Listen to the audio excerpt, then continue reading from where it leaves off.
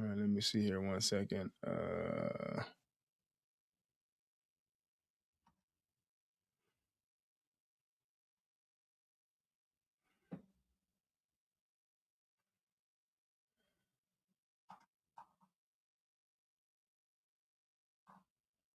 Oh, there we go.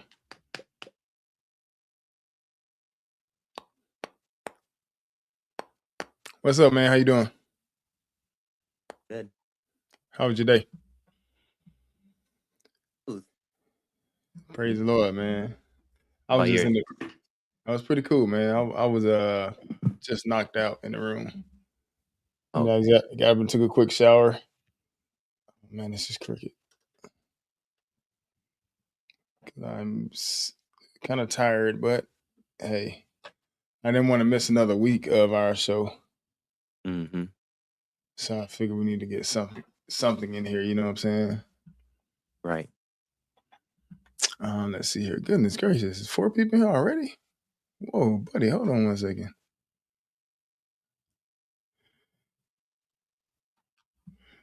All right, let's see here. All right, man. Well, good evening to everyone. Not sure if some of you know, but so a tree fell on my property a couple of weeks ago, and it it damaged the house in the front and on the side, and also brought the power line down along with the internet. So we have been somewhat displaced, me and the wife. So I was able to get back here. Well, we was able to get the power on yesterday. Praise God for that. And we was able to get the internet back on today. But we're not quite back at home yet. Um, but like I say, we were, still able to still still I was able to come back here and at least try to do the show this evening. So Brother Kevin, Sister Cheryl, good evening. Thank you guys for being patient with us. Oh man, my camera's crooked. I can't really get it straight right now because oh Lord, anyway. I hate that. Yeah, but anyway, so we just decided to just do an open forum tonight for an hour, just to kind of just to kind of keep everything going, because we don't want to miss too many weeks. If I had to, I would have did it at the hotel or possibly had Nate hold it down, but thank God we were able to do something. So anyway, Nate, just so y'all know, this is an open forum tonight. So you got anything you want to bring to the forefront, any questions that you have about things you might have seen in the news regarding prophecy, regarding ICE, regarding uh, whatever comes to your mind pertaining to world events and stuff, feel free to put in the chat and we can discuss it. So, so what do you have, Nate? Anything this evening that you want to discuss? Well, I was watching a lot of different stuff today. Uh huh. Um, it really just seems like it's way out of control. So, um, it's way out of control. I mean, it just seems like it's out of hand. I know Trump said that they were in peace talks, or not peace talks, but in negotiations. Right. And, that turned out to be a lie. Yeah. Um, and then another thing, I was trying to find an article on it, or at least the video that I was watching, but apparently I can't remember. I think it's Saudi Arabia. They've Mm-hmm. been moving their oil through the Red Sea, about 75 to 80% of their oil through the Red Sea. Um, and now Iran is attacking that too. So I was watching a video that was like gas could get up to like $7 or $8 a gallon and $10 in California. So Right. it's just really, really getting out of control is what I see. But Yeah.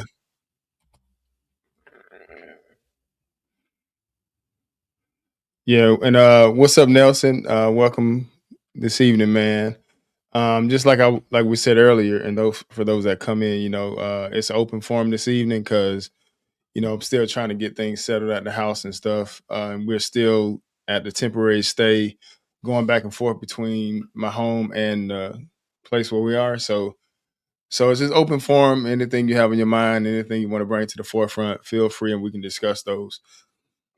Well, like Nate was saying, it is a lot of different things that are going on in the world now, and it was something that I did want to show you guys. Um,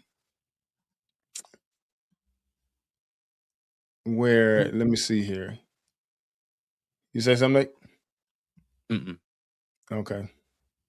So I did want to show you guys this video right quick, and you know, what's starting to pop up in the conversation now is nuclear. That's starting to be a part of the conversation. So nuclear war. So if I can find it, let's see here. Yeah, I'm gonna see if I. Okay, yeah. So I want to show y'all this right here.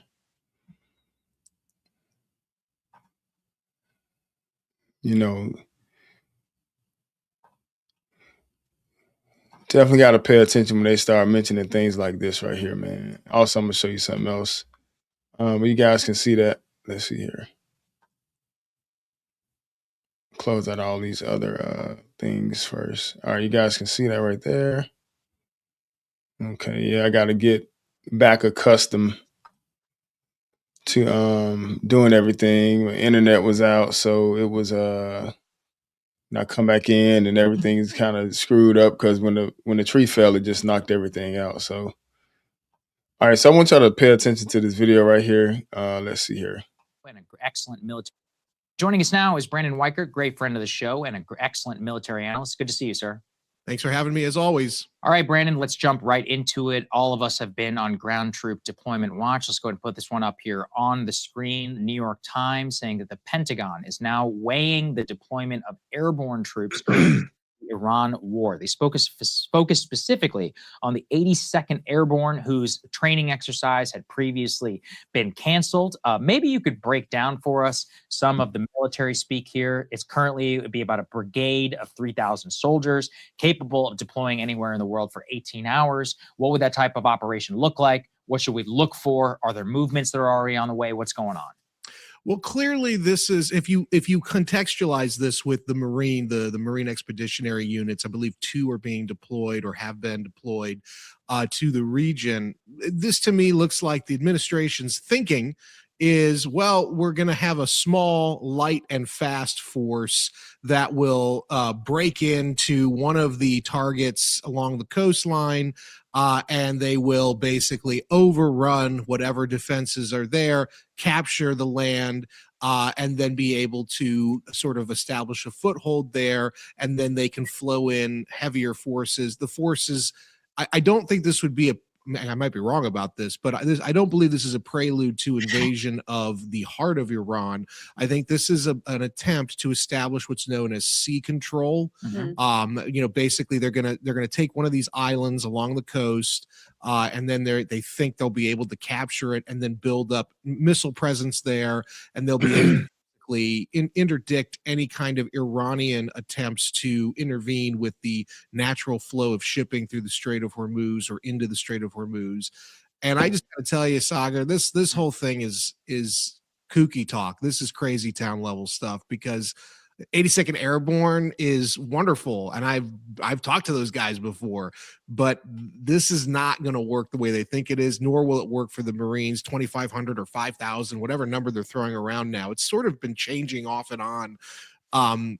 This is not going to work. You need to, the Clausewitzian model. You need to mass a lot of force to take one of those islands. And oh, by the way, our Marines, our 82nd Airborne guys, as the Russians learned in the first few days of their war in Ukraine, they're not going to be it's not going to be man on man. It's not even going to be tank on man. It's going to be Man arrives on island, finds it kind of deserted. It's quiet. Oh, it's kind of nice. But oh, guess what? There's 88,000 Shahed drones coming your way in waves, and then the missiles, and then the hypersonics.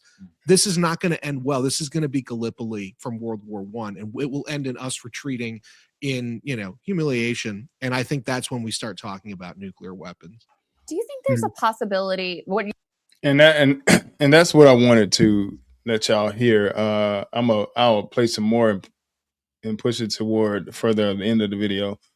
So he's gonna bring up the nuclear war again. But you guys pay attention, man. They starting to talk a lot about nuclear war.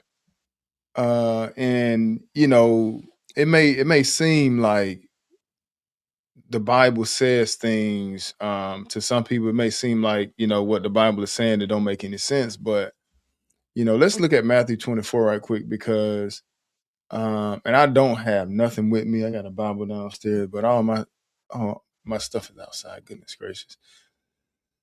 But look at Matthew 24 right quick, because this is why the Lord will have to stop everything. Because if not, man, they would just completely destroy all of us. Just pay attention. Lately, the nuclear option has been coming up, y'all. We, for the most part, don't believe that, nuclear war will take place.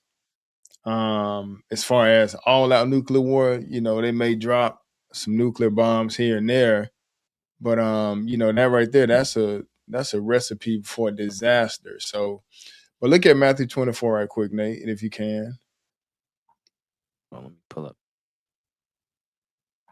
And let's just read this right quick. And then I want to also show you guys something else after this.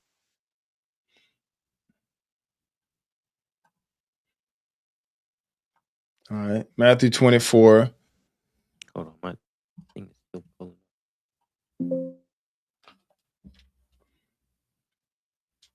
Well, I'll just read it off my what's the name?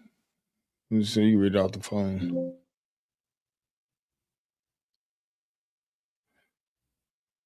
And I also put a question inside the chat over there. If you guys look in the comment section, the question is, how do you feel about the U.S. sending in ground troops? Just so you know, me personally, I'm not really fond of this period. But at the same time, I know it got to happen, because the Lord, He's going to eventually bring all this stuff down. But as far as sending in ground troops, I mean, listen, Iran is not the type of country you can play with. You know what I'm saying? I think right now, like the guy says, it's just crazy. This right here is crazy what's going on. And I have it pulled up. Okay. Even Iran was making statements saying that if as far as America trying to have these ceasefire talks, Iran is saying we didn't agree to nothing. You know what I'm saying? So to back up what you were saying, that seems like they were saying it was more so Trump might have been saying that to calm the markets down. You know what I'm saying? As far as we're in talks and stuff like that. We're having a meeting and everything's going pretty good. And just like in Venezuela, he said Venezuela is doing real good now, and hopefully we can have the same thing going on in Iran. And I'm just thinking to myself, if y'all believe, listen, don't believe none of that. If you believe that we got not just one bridge, but several bridges in New York for sale, because Iran is not that type of country. We can look back in history and see that they have been around for a long time. So it's not just like some old rinky-dink country like Iraq where they can just go in and take over, or Venezuela and take over. It don't work like that with this particular country here. But Matthew 24, and pick it up at around verse 6, I believe. And you shall hear of wars and rumors of wars. See that ye be not troubled. For all these things must come to pass, but the end is not yet. Uh-huh. For nations shall rise against nation, and kingdom against kingdom. And there shall be Mhm. famines and pestilences and earthquakes in diverse places. All these are the beginning of sorrows. Mhm. Then they deliver you up to be afflicted and shall kill you. That's And ye right. shall So be now hated. this is okay, regards to, the second coming.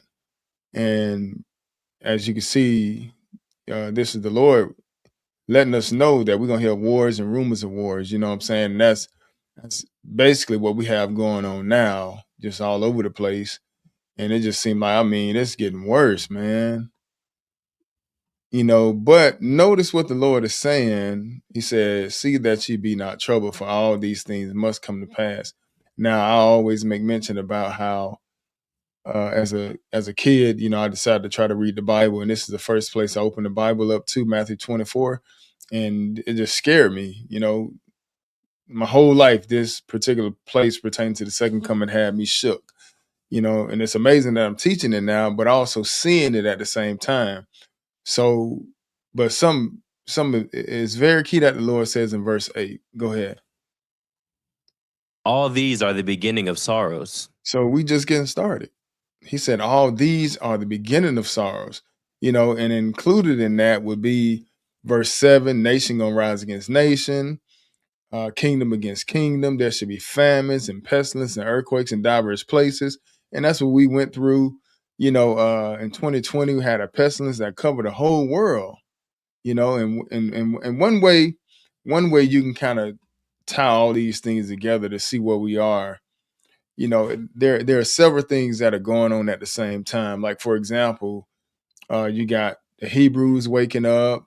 You got that going on. You got Israel waking up. Then also, in addition to that, you have you know, a pestilence hit at the same time. Because I know we have there've been pestilence going on in the world for years, but like I say all the time, I never seen one that covered the whole world at one time.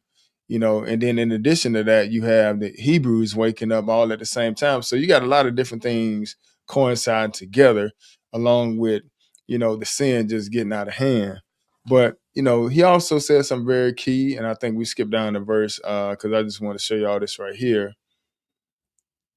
It is I think it is.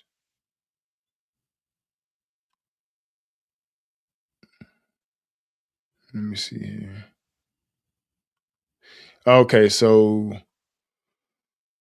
pick this up at verse 21. All right, 21. Go ahead. For then shall be great tribulation, such as was not since the beginning of the world to this time, no, nor ever shall be. Mm-hmm. And except those days should be shortened, there should no flesh be saved. Uh-huh. But for the elect's sake, those days shall be shortened. Okay, so that's what I want right there. And that's what I want you to see, because because the talk is now starting to pick up pertaining to nuclear war. And what we'll do is, I think, Nate, we have something we can discuss next week, pertaining to the conversations about nuclear war and stuff like that. But it's starting to pick up now. And this is why the Lord is saying, for the elect's sake, he would have to shorten those days, because if not, there would be no flesh saved. You know what I'm saying? So, and we kind of seeing just everything, like from ICE being at the airports and stuff like that. I think I saw a short, Nate. I can't remember. You guys might have saw it where I think Charlemagne was reading the what was it, the 2025 project 2025. He was reading how the goal the plan in that was to get rid of TSA at the airports and bring ICE in anyway. Now you think about it, man. Okay, now it seems like we're going from bad to worse. And I say that because first off, in 2001, you mainly had people just being able to, kind of fly without, I mean, just normal security. It wasn't really no big deal until 2001, 9/11 hit. And once that hit, so now they brought in TSA, and then they treated us like they treated the people like animals, right? that's why, like, if you go to Atlanta airport, you'll see like that airport, they corral people. I mean, you walking around until you get to the checkpoint, but it's like corralling animals, corralling cattle, because a lot of times they'll roll out, they do projects, they'll do different beta tests, especially at Atlanta airport, like rolling out the different biometrics and stuff like that, using your face and all that. And they run tests at these particular, especially at Atlanta airport.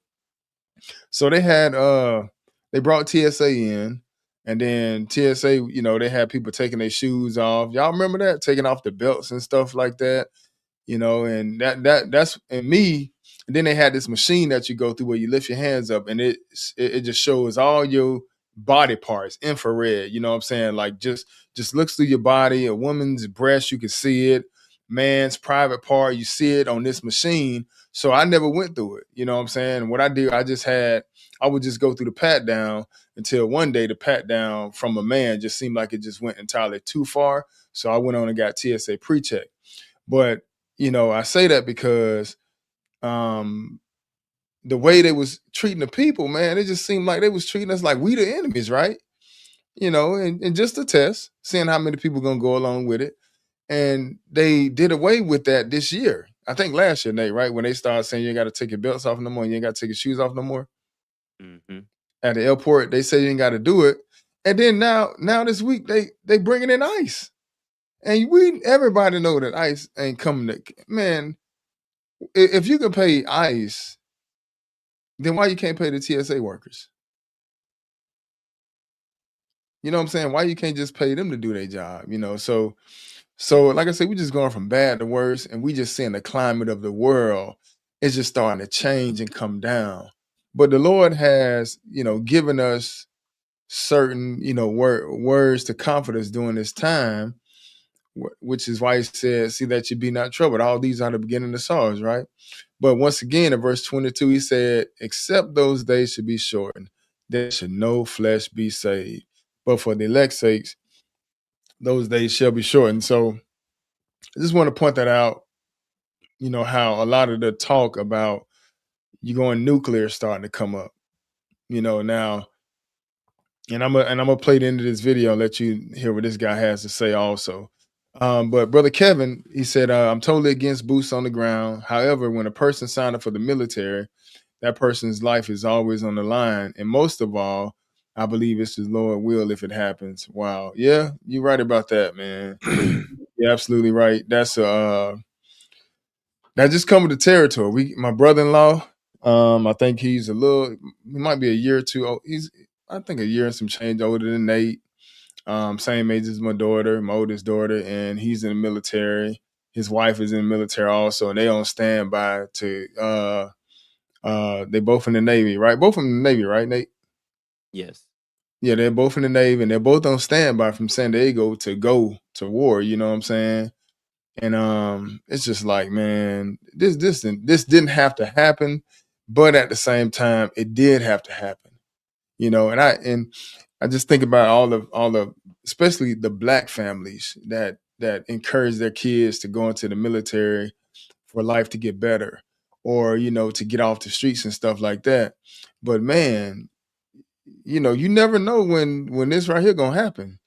I'm glad that because that's why I went. I wanted to go to college and play basketball. My daddy wanted me to go in the military. You know what I'm saying? I think that was something he wanted to do. My uncle retired a full-bird colonel out of the military, and I think my father wanted to do that before him. But he ended up getting my mom pregnant, and she was 16. My dad was 18. You know what I'm saying? So that kind of threw a wrench in his plans. So it just feels like vicariously he was trying to live through me for me to go. But I could have went and got called up for duty, you know what I'm saying? And that's the thing about some of these kids that are going to the military. A lot of times the parents are forcing them that way or making it seem like it's no other option. And at the same time, using the military to raise the kids and provide the things that's necessary. I just think, Nate, if you do the proper things as parents and raise the kids up as best you can, try to provide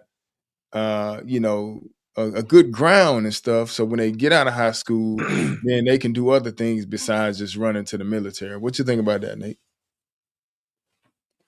Well, I think sometimes, especially in those situations where they're encouraged, they're, looking for a purpose. Mm, I agree. You got to let them know that their purpose is to serve God, and you being in the military, you might, they're going to be the ones fighting God. So that might not be something that you want to do. yeah. At that time, it's time to go AWOL. But, And that means, huh?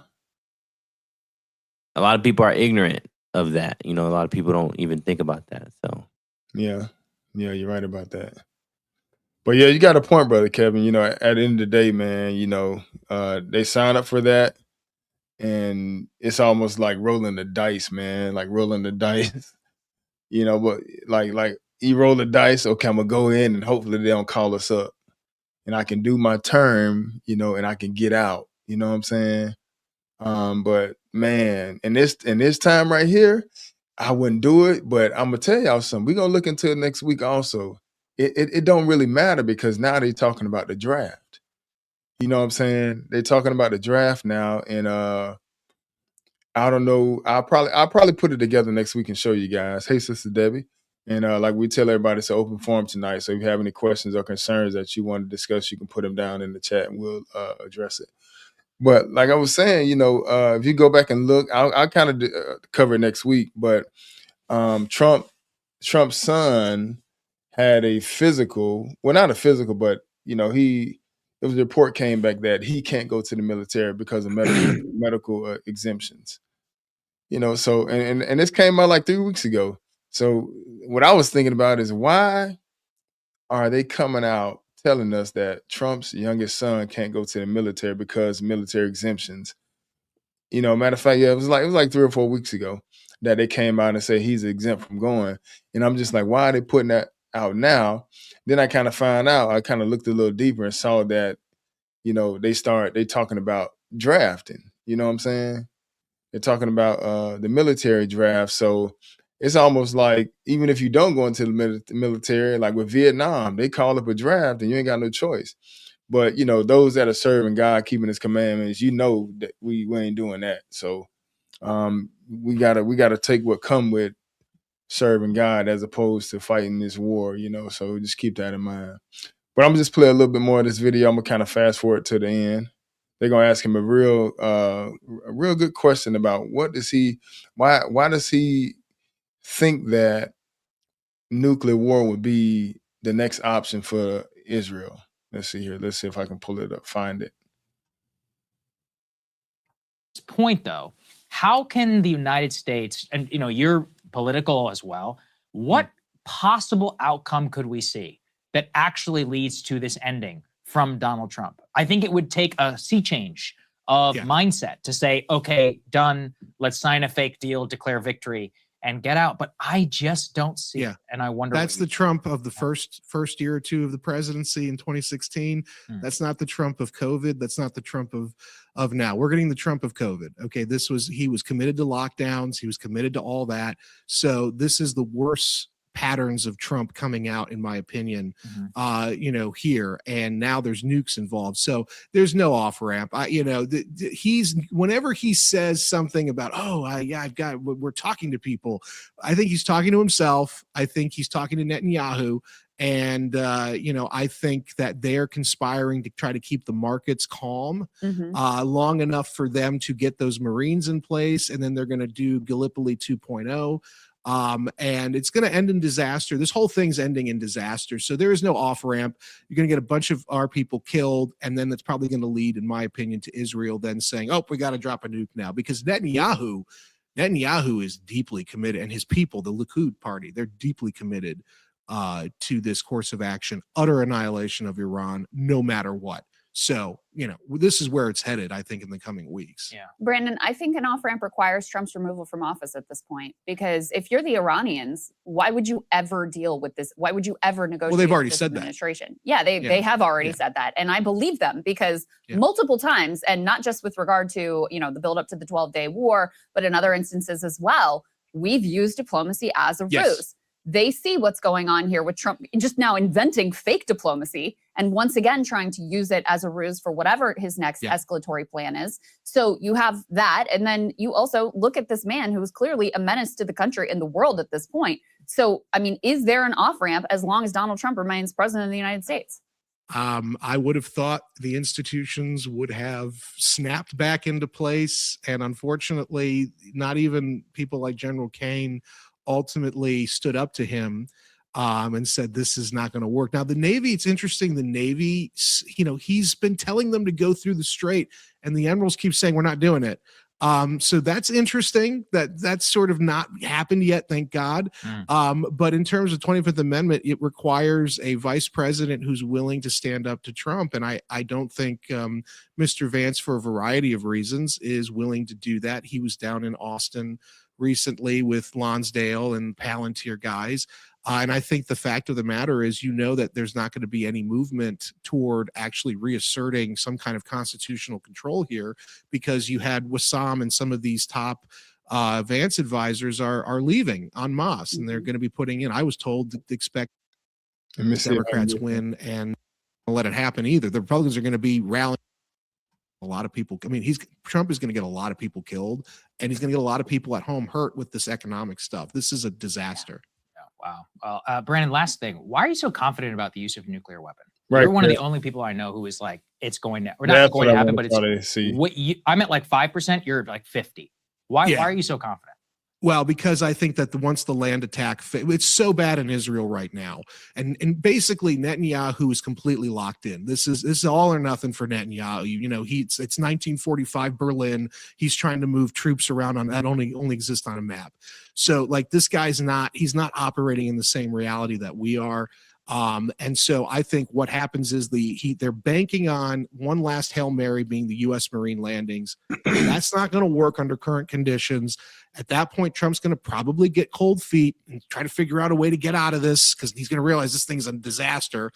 And then at that point, Netanyahu is going to say, nope, I'm going, this is it. The Americans are getting cold feet. They can't do it. I got to do it. The only thing I've got are nukes. And when all you have is a hammer, everything's a nail. And that's why I think this is, and I don't see any off ramp. I just don't. Even if Trump were to taco out today, it's like the Israelis don't have to, and the Iranians don't have to. Like, you have to have, engagement from the other two parties.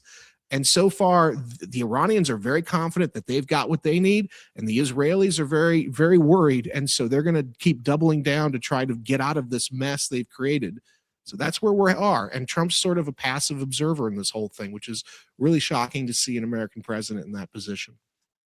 Wow. So what do you guys think? What you think, Nate? You think that I mean, that's just his opinion, y'all. That's his opinion. But from looking at what we're looking at now, like, okay, it's supposed to be like a few days, right? I think it started out 4 days, and it started off a couple weeks, and then Israel started saying, it's probably going to end in September. And then in addition to that, I did see something. I don't know how true it was, but I did see something where Trump didn't want to go to war, but he was threatened by Israel that if he didn't, they were going to use a nuclear bomb on Iran. What do you think about that? Video on that? Huh? Actually, have a video. Okay.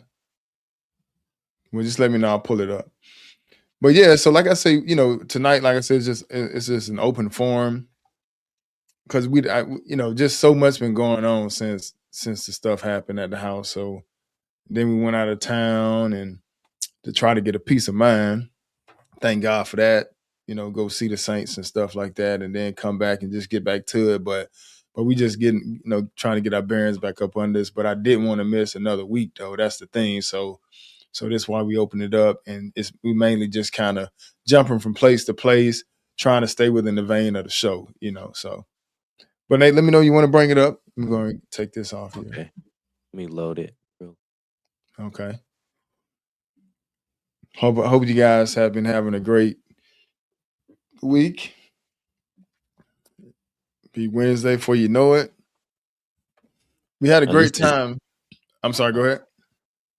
This is Joe Kent, his interview with Tucker Carlson. He resigned. He was Trump's counterterrorism director, and he resigned because he didn't support what was going on. But he has a reason. And I also have another video of a guy named John Mearsheimer suggesting why. But I think Joe Kent's explanation was pretty interesting too. So let me pull it up. Okay.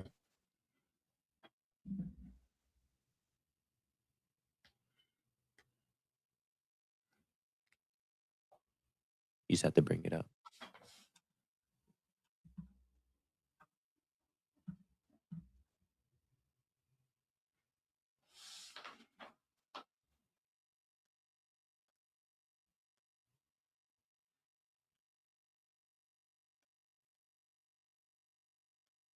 Like I said, we had a great time with the Saints. You can go ahead. You gonna widen it? Hold on 1 second. I'm trying to find it.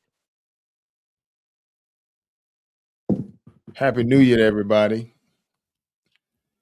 Praise the Lord, we made it. It's another year.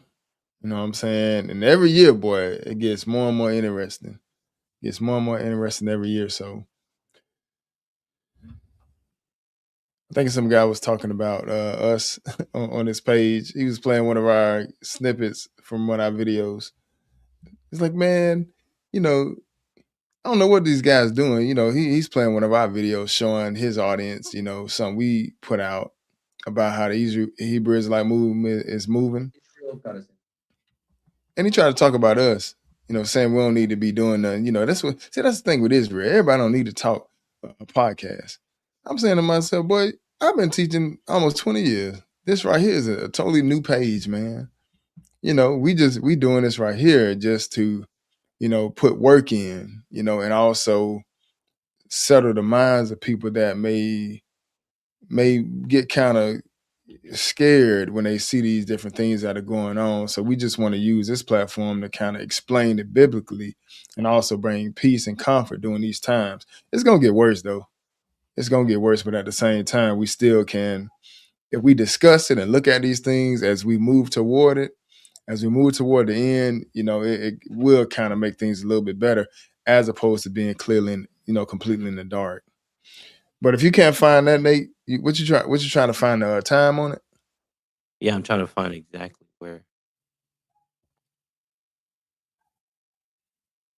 I'll just do this for right now. Okay. We're gonna skip through it? Information about. Okay.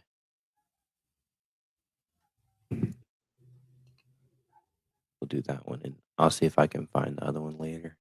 Okay. Well, you gonna bring it up? Yes. All right, here we go.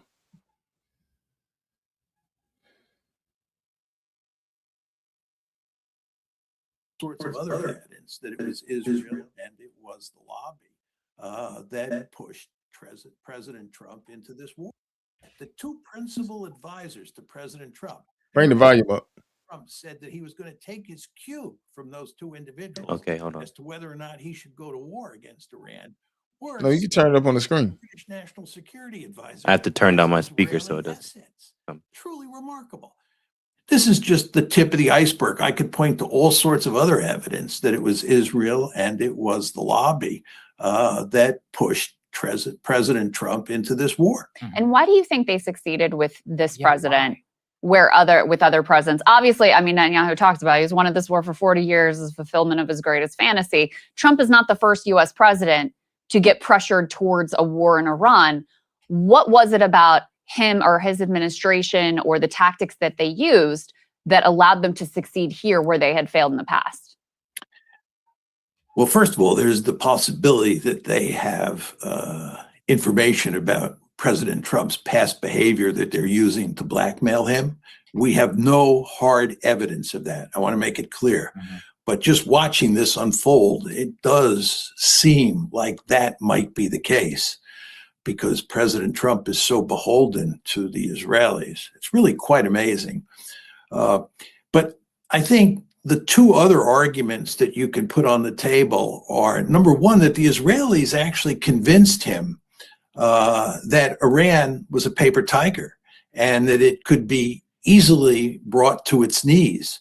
You want to remember that before the war started, when President Trump had moved the Armada into the Middle East, Steve Witkoff said that President Trump was surprised that the mere presence of the Armada and the threat that that Armada might be used against Iran didn't bring the Iranians to surrender. He thought that the mere threat of force would coerce the Iranians into surrendering.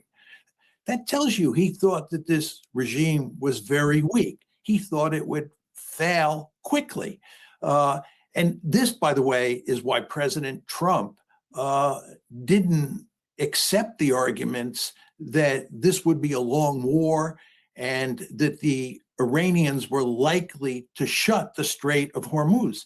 He has said that he was told that the Iranians were likely to shut the Strait of Hormuz, but he just didn't believe it because he thought we would win a quick and easy and decisive victory. So, well, really what I came here for was this first part right here. He says it.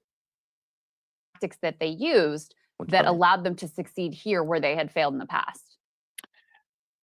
Well, first of all, there's the possibility that they have information about President Trump's past behavior that they're using to blackmail him. We have no hard evidence of that. I want to make it clear. But just watching this unfold, it does seem like that might be the case. So that's what I was listening to earlier today that kind of stood out. Because I was thinking, why? And this was before it had even, popped up in my mind. Of course, I heard about, the Epstein files and all that, but I was thinking, like, why in the world would he, do this? For what reason? And then it kind of dawned on me, like, oh snap! I know he's in those files. They probably they probably blackmailing him. What's up, Cephas? And Dom, my wife, asked me. She asked me a couple of days ago. She was like, "Is the Illuminati real?" And I was like, "The Illuminati is Israel, not us, but it's the fake Jews, right? They're behind all that. They're behind all that stuff. When you dive into it, their connections run so deep, that people call Netanyahu the real president of the United States, Wow. But they're using it, and it makes sense to me, like he said, that could be a possibility that they're using, that pool or, the information that they have on him to, kind of blackmail him into doing it, because it just doesn't make any sense why he would do that. Right. How it serves him. And then in the Joe Kent interview, I couldn't find it, but essentially what Joe Kent was saying was Israel was like, we're going with or without you. There was like, we're going, and once we go, you can either be there or you cannot be there, but all the assets, all your troops, everything that you have over there is going to be at risk. So you might as well come with us, but that's what Joe Kent was saying. But I just thought that was as far as why it all, began. Right. They have this thing. Well, yeah, and just to kind of piggyback off of that, there's the guy from Iran who was talking last week. They've been interviewing this guy from Iran, and he's been coming out telling, the truth about what's going on in their country. Just letting them know all this stuff the media is saying. We not getting hurt like that at all. Mainly we on top. But he called it the Epstein War. That's what he calls it. You know what I'm saying? Like, for example, he's saying that, all these guys that are involved in this, that are perpetrating this war, they all connected to Epstein. My only pushback is, they run the whole world. What's gonna happen to them? You know what I'm saying? Like, go to jail, or one thing I can see with that is um, it's a whack. It's called wag the dog. You know what I'm saying? Like for example, they'll put the dog in front of you and wag the dog, and behind their back they got something else going on, but they're wagging the dog. You know what I'm saying? So I just kind of see that as something they did to take the focus off of that. You know, because more than likely that stuff was going to come out. But like I said, all of them do it. Congress is involved in it. You know what I'm saying? Republicans, Democrats, they all involved in this stuff. In order for you to get up that high like that, you have to partake in the wickedness. You know what I'm saying? And that's just a part of it. That's just a part of it. You know, I mean, you may have some that may escape it or get around it, but we talking about when you getting up there dealing with the president and stuff, you know, you don't just walk up the ladder like that. You know, so I did hear that some people in Congress, they were trying to stop some of the files from coming out as well on both sides, you know, but definitely something to you know, look at as well. So but here's something I wanted to show you guys. You have anything else, Nate? I mean, you can go. I have a couple more articles. No, let's bring it up. Let's bring the articles up. And Okay. then when we Well, I get had done, one article. Actually, I only okay. Yeah, right, brother Kevin. Just like the music industry, exactly. Yeah, yeah. Somehow or another, they're all connected too. And then, so we're gonna end it like around 8:30, 8:30, 8:35. So you can bring yours up, and I'll bring mine up, and I think that should be good. And like I say, next week, Lord willing, we'll be able to go more in depth. You know, I will look at the nuclear aspect of all of this and why it's starting to come up now. Take a deep dive into it. Once again, I didn't want to go past another week without us being able to sit down and chop it up, you know. So we just wanted to do something as opposed to not having something up, as opposed to not doing anything. So you can bring yours up, Nate. Okay.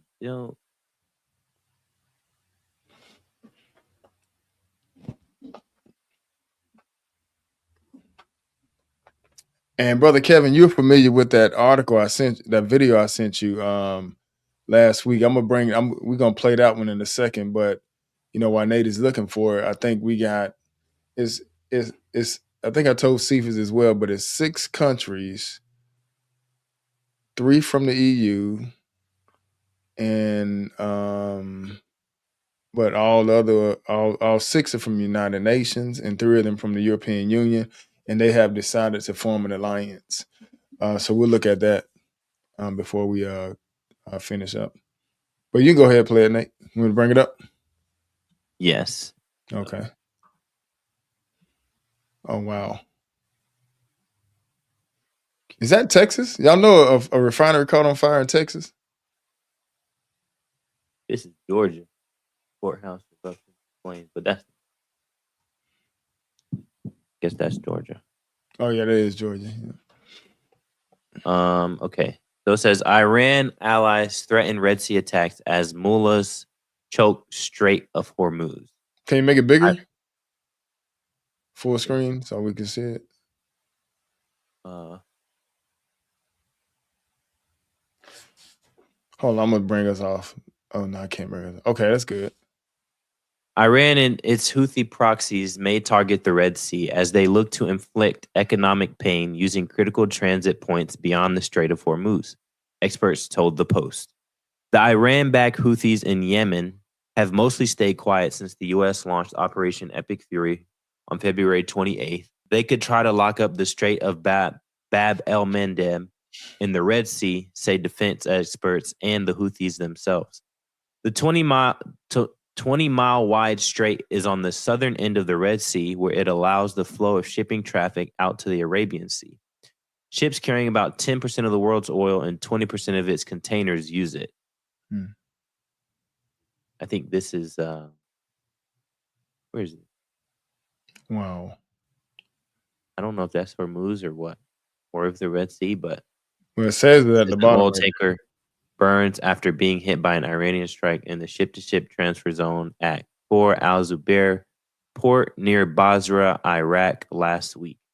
Mhm. In an ominous sign, the Houthis posted a music video of their Telegram channel this month, threatening to attack, burn, and sink the collapsing American Pharaoh. And said their fingers are on the trigger, while featuring AI-generated images of drones and missiles launched from desert outcroppings. The Houthis have missile and drone capabilities, which they use to harass shipping after Israel's war with the Hamas following the October 7th attack inside the Jewish state. Houthi spokesman Abed al-Thar told Iran's state-run press TV all options are on the table and threatened a naval blockade against the U.S. and Israel. Iran and its allies are going up the ladder of escalation quite methodically. Whatever is being done to them, they're in turn doing to the Gulf states. In other tactics, said Amir Hanjani of the Quincy Institute for Responsible Statecraft, that is what Iran did in a revenge attack on two Gulf neighbors, Qatar and the United Arab Emirates, after Israel struck its main natural gas field last week. Okay, so hold on right there. So these Gulf states, what Iran is doing, they are retaliating by hitting the states that these Gulf states that America is using to fire their weapons from, and also using, the runways and all that, where they got bases at. This is what Iran is doing. So they hitting those Gulf states and stuff like that. So that's what they mean by that. So that's how Iran is fighting back. They destroying a lot of American bases and stuff like that in the countries where they're being allowed to set up shop at, and they've been set up shop there for years.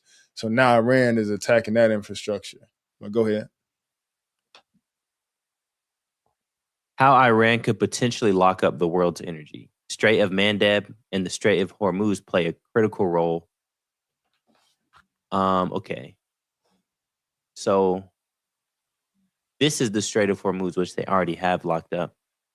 And then this over here is what we're talking about right now, where 10 to 20% of the oil supply and just general shipping containers go through right now. Right. And so the problem is, and what I was listening to this morning is that if they shut this down, it'll go from 10 to 20% of the shipping supply going out to 0% of all oil, natural gas, and pretty much any general shipping that has to go through these two ports. I mean, these two passages, to pretty much come to a complete halt. Right. And that's where, and I think it's this video right here. Yeah, and we can watch the video too. But they were saying that that's what could skyrocket gas prices, and just the cost of living in general. Right. Now, so in addition to that right there, so let me bring something up right quick and then we'll watch that video. This just goes along with what you were saying. Let's see here. Okay. All right, y'all see that? Okay, so the plan is the plan. It seems like the plan is this, y'all. If y'all can remember, a few months ago we talked about how they these countries, including Iran, Venezuela, Cuba, China, all of them, they were starting to deal. They were starting to do business deals as far as oil is concerned outside of the dollar. So we see, attacks coming on these different countries like Iran now. That's a major supply of oil. So what Trump said, he was saying how, well, now that we are all these countries for the most part, they can't bring oil in and stuff like that. Well, he said, America, go ahead and start firing up these refineries here in America, right? Because in other words, now it'll keep everybody dependent on getting oil from America. So you got some refineries that are now starting to operate in Texas, California, stuff like that. But I just wanted to show y'all what happened. I think this was when was this? Yesterday? March 24th? What's the day? So this 24th. happened. Okay, so today. the 24, right? Yeah. So look at this, y'all. Houston, March 24. Valero, y'all know Valero. Valero Energy Corp completed the temporary shutdown of its 380,000 barrel per day oil refinery in Port Arthur, Texas, on Tuesday, following a Monday night explosion and fire in a diesel hydro treater unit. People familiar with the plant operation said. So we're not going to read all that, but I just want to show you how all of a sudden now one of the main gas, well, a pretty popular gas and oil supplier here in America, all of a sudden an explosion took place last night. So I'm just pointing that out because, you know, they trying to shut them down over there, but over here now he's saying, well, we're gonna produce it now, and now everybody gonna have to come to us. And I don't know if we got hit from the inside. You know what I'm saying? Like by foreign enemy. So just pay attention to those things. I just wanted to point that out, Nate. I'll take this off. All right. You want to bring another one back up? No, that's fine. I think I could show the video that'll kind of explain it a little bit further. Okay. You look like you don't get out with your eyes like that. Like what? Open it big like that. Oh yeah, I'm trying to. Don't do that. Like Urkel. Okay. I think that's it. We'll go back a little bit. All right, just make it big. There we go. About this, he was warning this is a really big deal when the reports were unconfirmed. Now this Saudi Ministry of Defense, he says, now confirming that 1 ballistic missiles were launched at the port of Yanbu, which were intercepted. A drone has fallen on an oil refinery in Yanbu. Knew the lack of denial was weird, not great that Iran is turning its attention to the Red Sea. So we don't have full information about the extent of damage. But if you're looking at cutting off both of those pathways to export oil from the region, this is an earth-shattering move. Right, exactly. For everybody who took a look at the map, the Red Sea, where Saudi Arabia, the East-West pipeline, is able, with that pipeline, to get about 70 to 80% of the oil that previously would go through the Straits of Hormuz. So 70 to 80%, by the way, is still a catastrophe for global oil supply. But 70 to 80 is a lot better than zero. So the striking of that refinery is a message. Not only are we going to be able to try and target the pipeline, the refineries, and some of the loading to be able to get all of that out. Now, don't forget, this was an Iranian state action. This was not yet the Houthis, who also have the ability with Yemen to be able to try and close and choke off the Red Sea, which is what would be a genuine catastrophe for oil. Returning to LNG, Ras Laffan is 20% of global LNG. What's even more important about Ras Laffan is actually the amount of LNG and gas it provides. So I think that was pretty much it. I did one thing that he kind of expounded on was that they're redirecting all of their what would typically go through the Strait of Hormuz. They're redirecting it now through the Red Sea. And so they're trying to cut that off now too. And then, like I said, that would actually be catastrophic. So yeah, and I think they shot something over there today too, if I'm not mistaken. But so this is important, and I know it's a lot about oil and stuff like that, but oil for the most part is the currency now. You know what I'm saying? And it's like back in the day, gold would be the currency, or gold is what would back the currency. But now you're starting to see, I mean, you can see clearly it's oil that they're fighting over. Like, first and foremost, they go in there, they said that Iran might have, they was possibly producing nuclear weapons. Now all of a sudden it done turned into oil. So what is it really about? You know what I'm saying? But whatever the case is, all this got to happen. All this got to take place. You know what I'm saying? It's important that we point this out because Iran is a major player in end time prophecy. Israel is as well. But, Israel going to get out the way. They're going to get out the way because you got these big countries getting ready to get started. You know what I'm saying? Then Europe going to get ready to come together and do their thing. You know what I'm saying? So Israel, for the most part, is going to take a side or just move out the way because, like I said, you got the big dogs getting ready to come through here. And this is what we got to prepare for. But even though, it's pertaining to a lot of oil and stuff, you can see it at the pumps. You can see at the gas pumps, gas going up, and eventually what's going to happen is that's going to cause the food to go up. When you look at gas stations, and you see gas at $5.50 for diesel.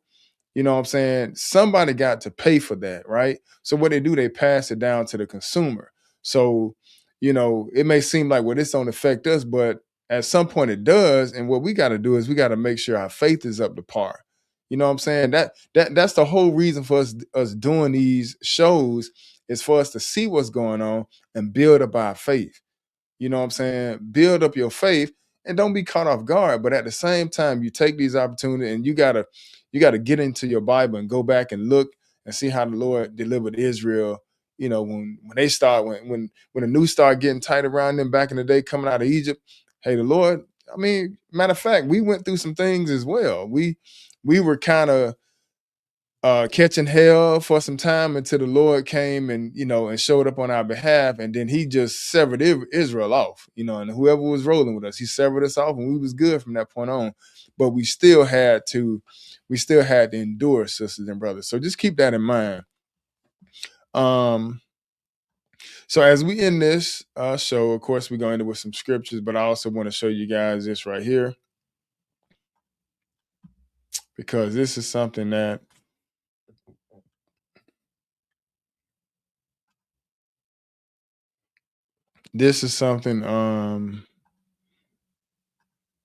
that most people are missing. Now, not saying that this right here is actually the 10 or nothing like that. Not saying that, but what I am saying is we are seeing, people starting to sidestep America.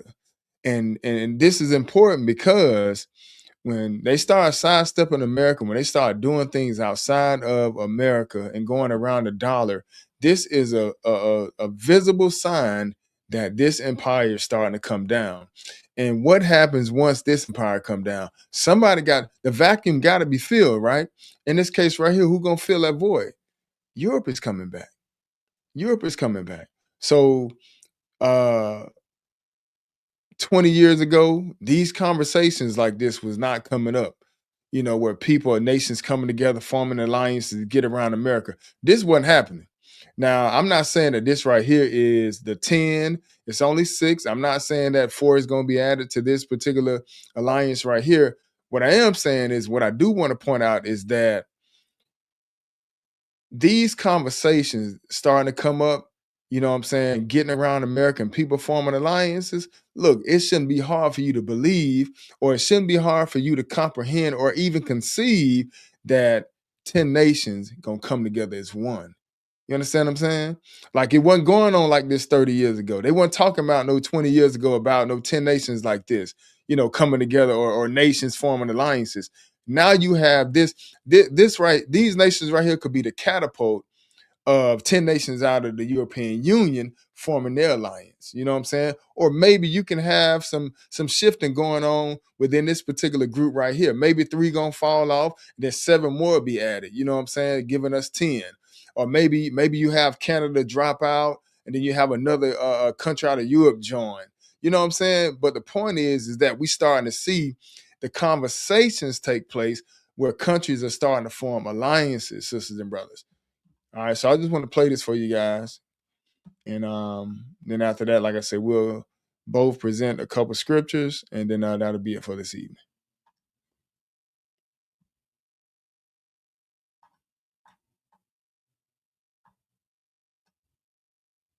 I'm very happy to host the Prime Minister from Canada, Mark Carney, visiting, and then be able to unite my Nordic neighbors here at the Nordic Canadian meeting.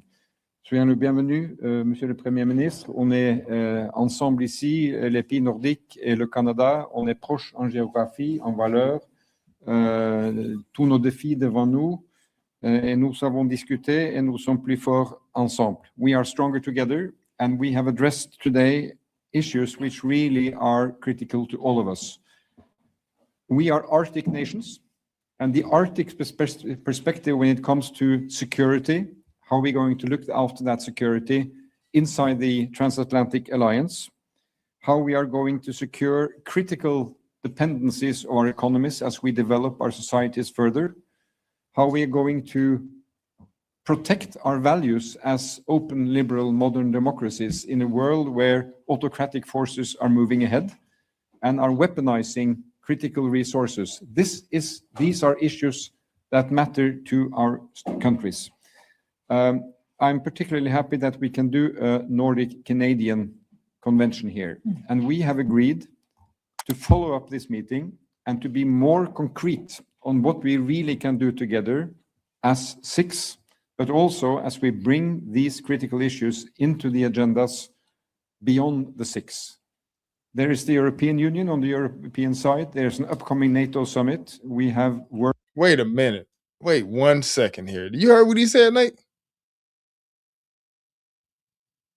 Y'all heard what he said? He said, well, we can do beyond the six. Didn't he say that? Your mic is muted. Okay. Can you hear me? Yeah, I got you. You heard what he said? What did he say? He said things that we can do beyond the six. It's six countries right now. Let me go back. Pay attention to what he says here. To follow up this meeting and to be more concrete on what we really can do together as six, but also as we bring these critical issues into the agendas beyond the six. There is beyond the six. Like, in other words, it's others that can join as well. You know what I'm saying? It's starting off with six of them. I just want, but this is what I want y'all to see. This, you know, this is what I wanted to point out, because, you know, this stuff wasn't going on, you know, years ago. These conversations weren't taking place. They are now. So if this stuff right here is starting to take place and these conversations starting to come up, and we see these nations starting to form, look, it's not hard at all for what the Lord laid out in the Bible to come to pass. Just pay attention. The European Union on the European side. There's an upcoming NATO summit. We have work going on in WTO, in the United Nations. We believe that these six countries are not weak countries. They are strong countries in terms of their values, in terms of their determination, and we are ready to follow up from discussion you have seen in our common statement today. These are also critical issues for developing modern green economies that take advantage of new technologies, development in space, artificial intelligence. So we have a lot we can do together. So thank you, colleagues, for being here. And Prime Minister Carney, for you. Prime Minister Stora, colleagues, c'est un grand plaisir pour moi d'être ici. C'est une dimanche matin plus agréable, plus efficace que depuis longtemps, peut-être certainement pendant la période que je suis Premier ministre du Canada. It's been a very effective grouping. I thank you for bringing us together, a group of countries that share common purpose, shared values, and a capacity to work with others. This grouping, informal grouping, but also in more formal groupings, such as the Arctic Council, in NATO, in the Coalition of the Willing. And this is important because we are all facing a growing list of challenges, challenges to Arctic security, challenges that come from the changing nature of warfare, challenges which interact with changing technologies and conflicts, both actual and virtual, that are moving closer to all of us. As Prime Minister just said, and as our discussion reflected, security is moving beyond traditional areas of energy security, food security, and of course defense security into core strategic capacities driven by the changing nature of our economy. So critical minerals, artificial intelligence, space, all aspects of digital infrastructure. And what we see is, as our economies and our expertise is a large degree of complementarity between us. And so what we've been discussing is how we can work together in order to increase our own strategic autonomy, increase our resilience, but also to solve immediate issues in terms of jobs, employment, and do so in a way that is consistent with our values on sustainability. So with core to Canada's strategic interests to work together with this group. Nous pouvons en faire encore plus dans les domaines du commerce, de la défense, des technologies qui redéfinissent l'industrie et la vie même. Et nous avons la force, l'ambition et la détermination nécessaires pour défendre notre souveraineté, sécurité, l'Arctique et bâtir ensemble. Alors, thank you very much, Pastor colleagues. The next speaker is the Prime Minister of Denmark, Mette Frederiksen. Dear Mark, it's great to have you among us, the Nordic leaders. And I have to say to you that you have a lot of supporters in our countries. The speech you gave in Davos, I have never experienced anything like. So you guys pay attention. We're almost done. I just want y'all to hear some of the things they're going to say, and we're going to see what it's really about. I know they sound like they throwing all type of stuff on their employment and all that type of stuff, you know, and concern for the citizens and morals and all that, but we're going to see what this is really all about. Like this, I mean, people in Denmark, and I guess the same goes for the rest of the Nordic countries, have been talking about, they have been reading your speech. And I don't think I have ever heard so many reflections on a speech from a colleague as I have heard about your speech in Davos. And it is because you show leadership. You were talking about how democracies can work together and that we have to connect even closer in this world where the old world order is gone, and it will probably not come back. So we have to build something new. And it has to be a world order that is built. Wait a minute. What is the old world order?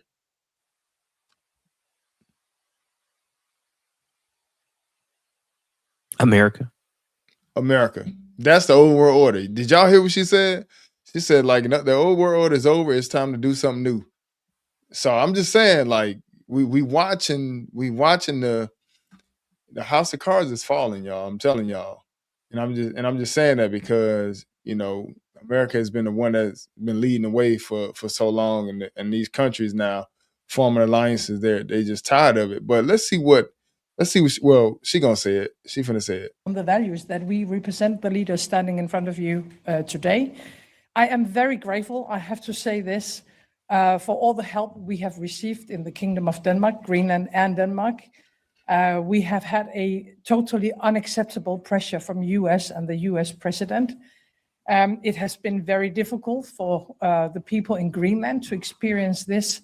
And one of the reasons why we have been able to stand firmly on very common values, that you have to respect sovereign states, that you have to respect a people's right for self-determination, is because of our good friends in the Nordic countries, in Europe, but also with partners outside, especially you, Mark. So from the bottom of my heart, thank you for that. Now we have to continue our work. We are deepening our cooperation in the Arctic region. It is important. We are deepening our cooperation also militarily in our own region, not only the Arctic, but also more locally. And then y'all, you heard that, Nate? What did she say? You heard that, Brother Kevin? Did y'all hear that? She said not only what I'm gonna go back. She said also military. And she was thanking Europe as well. All right, so let's check this out. Partners outside, especially you, Mark. So from the bottom of my heart, thank you for that. Now we have to continue our... Hold on. She says she got partners in Europe. That you have to respect a people's right for self-determination is because of our good friends in the Nordic countries, in Europe, but also with partners outside, especially you, Mark. Europe. So from the bottom of my heart, thank you for that. Now we have to continue our work. We are deepening our cooperation in the Arctic region. It is important. We are deepening our cooperation also militarily in our own region, not only the Arctic, but also more locally in the northern. See that? Militarily, they're gonna start getting that. They're gonna deepen that as well. You know what I'm saying? Like, just want to point all this stuff out. That's all. Part of Europe, it's going I think in the part of who? In our own region, not only the Arctic, but also more locally in the northern part of Hold on, you cough. I think in the right direction. partners outside, especially you, Mark. So from the bottom of my heart, thank you for that. Now we have to continue our work. We are deepening our cooperation in the Arctic region. It is important. We are deepening our cooperation also militarily in our own region, not only the Arctic, but also more locally in the northern part of Europe. It's going I think, in the right direction. But so in the northern part of Europe, they're trying to form military. Is that what she just said? Did she just say that?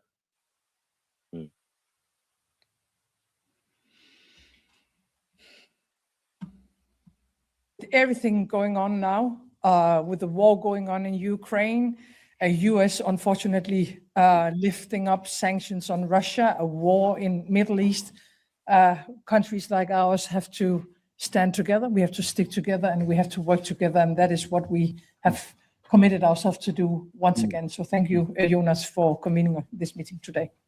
The next speaker is the Prime Minister of Sweden, Ulf Kristersson. So some more stuff that goes on. They go and talk about, the weapons they're starting to acquire and all that type of stuff. You know what I'm saying? From getting, I think it's from Germany, getting weapons and all that. But, we just wanted to kind of just show you guys, just to pay attention, as to what's going on. May not be nothing right now, but just keep your eyes open. And that's going to be it for this evening, but we always got to make sure we end it with some scriptures. So Nate, do you have anything you want to bring up? You can go first. All right. Well, so Exodus 14, what was on my mind? Exodus 14, and this is due to when the Lord was getting ready to, he brought them out of Egypt, but now, like I said, it's Exodus 14:1, and I'll skip around.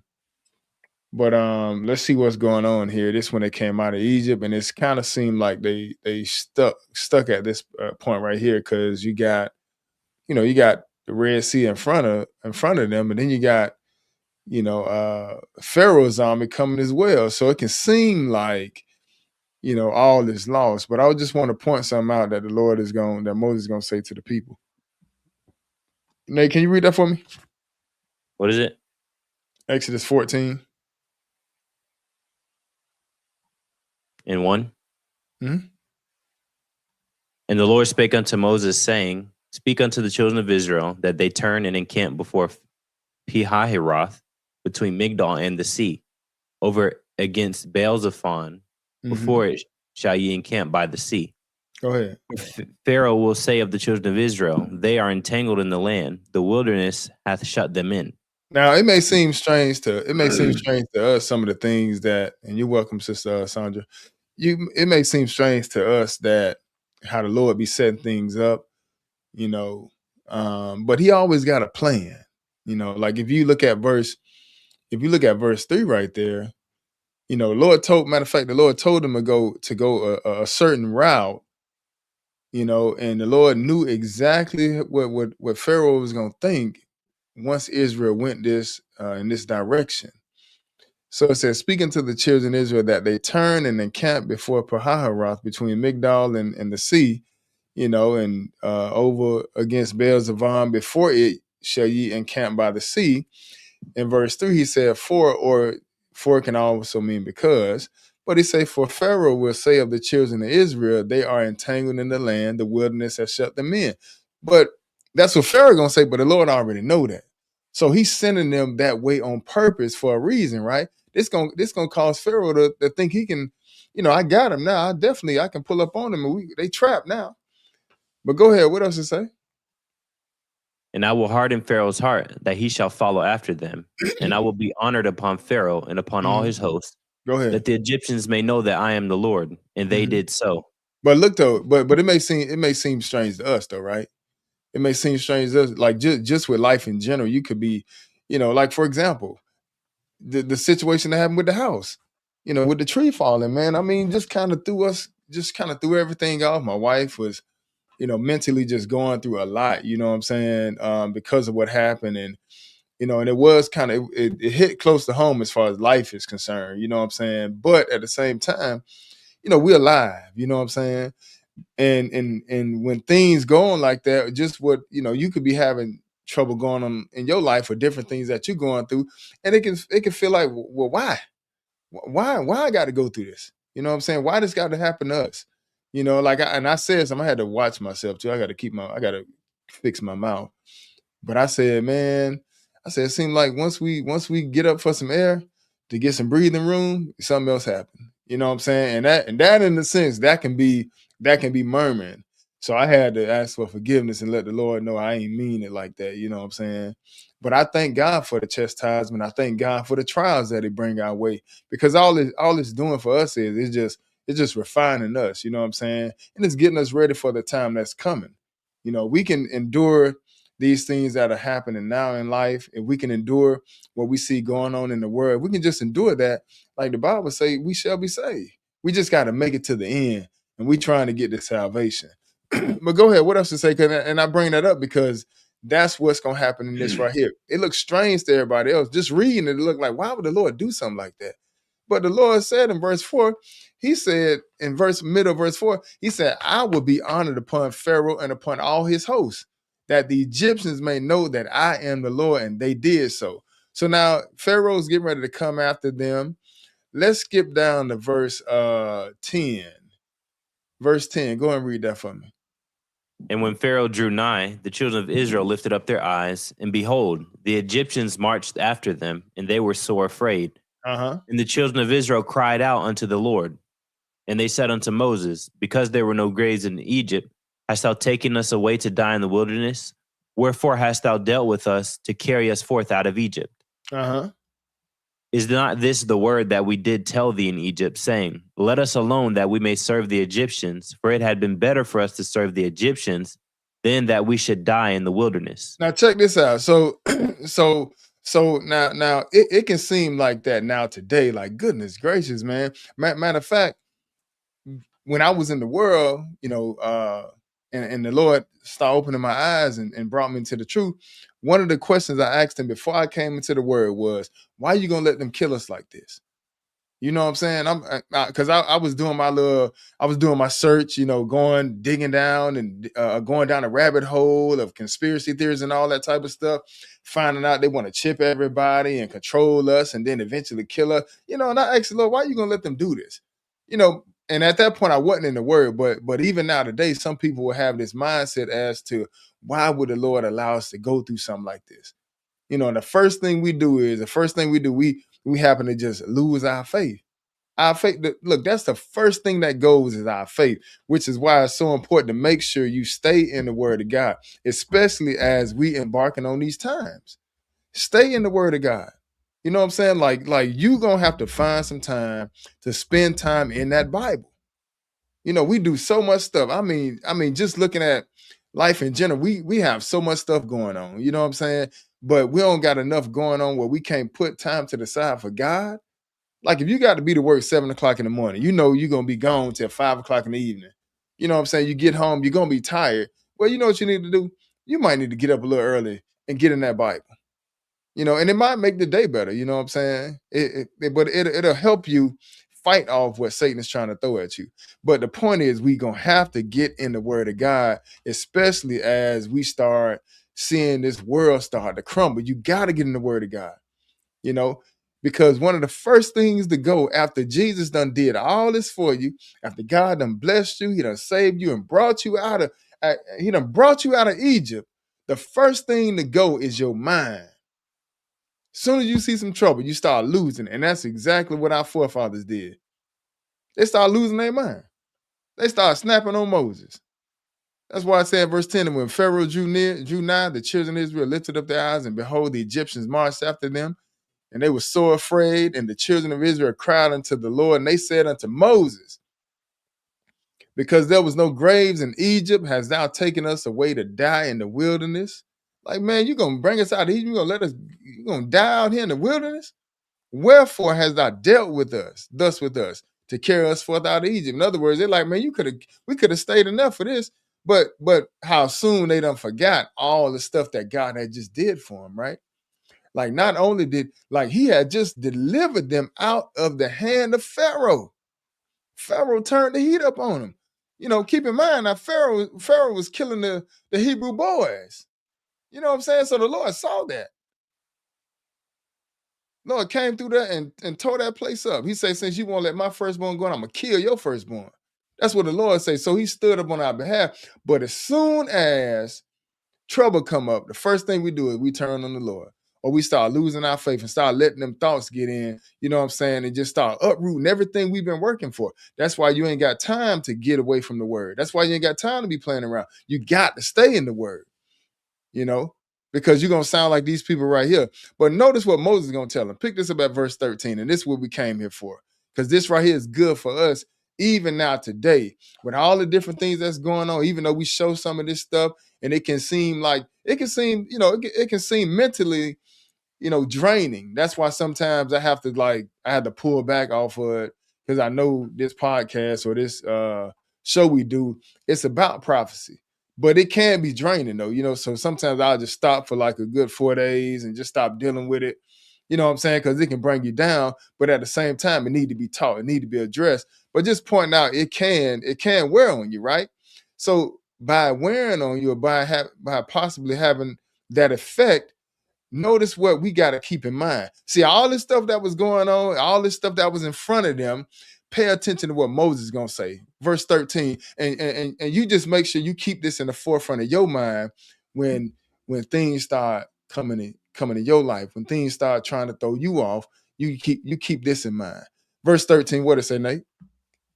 And Moses said unto the people, fear ye not, stand still and see the salvation of the Lord. That's right. Which Go he ahead. will show, which he will show you today. For the Egyptians whom ye have seen today, ye shall see them again no more forever. Go ahead. The Lord shall fight for you, and ye shall hold your peace. And that's what I want to end it on. You know, that's what I want y'all to understand. Just stand still and see the salvation of the Lord. Like Moses said, the Lord will fight for you. You just hold your peace. Hold your peace. With all this stuff going on, look, we serve the same exact God. The God that delivered our forefathers back then, it's the same God today. You know what I'm saying? And even if we got to give our lives up, you know what I'm saying? Look, that ain't none compared to what's coming. We got everlasting life coming, you know what I'm saying? But to make it to that, you're going to have to make sure you gird up your loins, man, and just stand still and see the salvation of the Lord. So that's my verse on that, Nate. Anything you got? Yeah, we're just going to keep it short and sweet. We can go over to 2 Thessalonians. What you saying, mine was long? Huh? What you saying, mine was long? No, I'm saying this is finna be short. Talking about we gonna keep it short and sweet. It ain't gonna be long like my daddy. No. With you. Where we going? 2 Thessalonians chapter 2. Oh man, I spelled it wrong.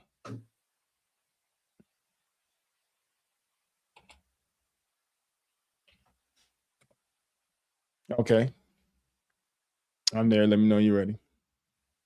All right, you can read verse 1.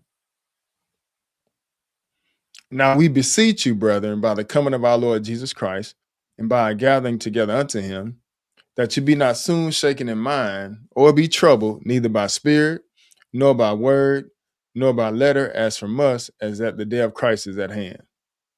Let no man deceive you by any means, for that day shall not come, except there come a falling away first, and that man of sin be revealed, the son of perdition. Right. So essentially, and we're, before I get to this is, talking about that man of sin and the abomination of desolation being revealed. And we're not even at that point right now. What he's saying is, hey, don't, be troubled. Don't worry about, different things that you may encounter. All these things that are happening are necessities. I think, especially for me, it's hard to kind of, look at what's coming down the drain and, and not be kind of grievous, because there is a lot of, death and destruction that comes with it. But ultimately, we're talking about the coming of God, him coming back down to this earth, and all these things that we're, reading about and seeing, they have to happen. you know, and like I said, or like it says here in verse 3, it says, "For that day shall not come, except there come a falling away first, and that man of sin be revealed, the son of perdition." We don't even, I mean, we know who that is, but he hasn't been revealed to us yet, you know. And so all these things that are happening are building up to that, you know. And honestly, I don't see there being any kind of I don't know what the proper term would be, but kind of going backwards, you know, to peace and, you know, life as we may have known it, you know, in the past decade or whatever. I think it's only up from here because we're getting closer and closer to the coming of the Lord. So don't be shaken in mind. Don't worry about in the flesh. You know, it's easy to be worried about that, but just know and understand that these things had to happen in order for us ultimately to get our reward for everything that we're doing right now as far as serving God. Right. But that's it. All I wanted to put on that. Praise the Lord, man. Well, praise God. Well, all these different things will have to come into play. You know, you have to make sure we just put all these together, you know, as we see things unfold. But with that being said, thank you guys for spending time with us this evening. You know, like I said, we didn't have a chance to really dive deep into it, but I didn't want to just let this week go by again. We had the situations that came up last week, but the Lord still provided where we can do something tonight. But hopefully you guys enjoy the rest of the week. Pray that you guys just stay girded in the word of God and don't be shaking the mind. Stand still and see the salvation of the Lord. And once again, peace to all of you in Jesus' name. And Lord willing, we'll see you guys here next week at the same time. 7 o'clock this time, not 7:30. All right, peace, everyone.